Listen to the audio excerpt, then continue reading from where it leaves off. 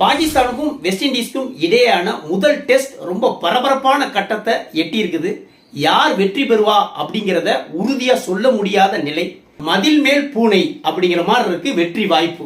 பூனை மதில் மேல இருக்கிற பூனை இந்த பக்கம் குதிக்குமா அந்த பக்கம் குதிக்குமான்னு கடைசி வரைக்கும் சொல்லவே முடியாது. அந்த மாதிரியான ஒரு நிலை இப்போ உருவாயிருக்குது. வெஸ்ட் இண்டீஸ்க்கும் பாகிஸ்தானுக்கும் இடையேயான முதல் டெஸ்ட் வெஸ்ட் இண்டீஸ்ல நடந்துட்டு வருது. இதுல முதல் இன்னிங்ஸ்ல வெஸ்ட் இண்டீஸ் 311 ரன்களை குவிச்சாங்க. இதை தொடர்ந்து ஃபர்ஸ்ட் இன்னிங்ஸ் பாகிஸ்தான் ஆட வந்தாங்க.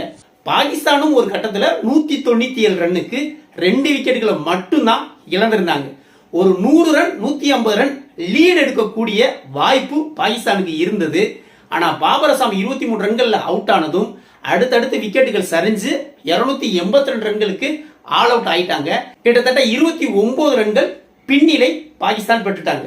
இதை தொடர்ந்து இரண்டாவது இன்னிங்ஸ் வெஸ்ட் இண்டீஸ் ஆட வந்தாங்க. 126 ரன்னுக்கு 7 விக்கெட்டுகளை இழந்து மூணாவது நாளை முடிச்சிருக்காங்க வெஸ்ட் இண்டீஸ். இப்போதைக்கு ஃபர்ஸ்ட் இன்னிங்ஸ்ல 29 ரன் லீடு, செகண்ட் இன்னிங்ஸ்ல 126, கிட்டத்தட்ட 155 ரன்கள் வெஸ்ட் இண்டீஸ் லீடிங்ல இருக்காங்க. கைவசம் 3 விக்கெட்டுகள் மட்டும் இருக்குது. மூணாவது நாள் முடிஞ்சிருக்குது. இன்னும் இவங்க ஒரு 70-80 ரன்கள் அடிச்சு 200க்கு மேல போயிட்டாங்க அப்படின்னா பாகிஸ்தானால சேஸ் பண்றது கஷ்டம். வெஸ்ட் இண்டீஸ் ஜெயிக்கிறதுக்கான வாய்ப்பு அதிகமா இருக்குது.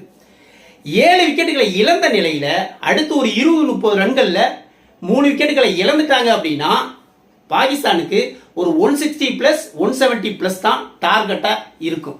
200க்கு உள்ள அப்படின்னா பாகிஸ்தான் ஜெயிச்சிருவாங்க. 200க்கு மேல அப்படின்னா பாகிஸ்தான் ஜெயிக்கிறது கஷ்டம். ஆனாலும் பாகிஸ்தானுக்கே வாய்ப்பு அதிகமா இருக்கு. ஏன்னா கடைசி டெய்லண்டர் விக்கெட்டை 3 விக்கெட்டை ஒரு 10-20 ரன்ல வீழ்த்திடுவாங்க அப்படின்னு தான் நான் நினைக்கிறேன்.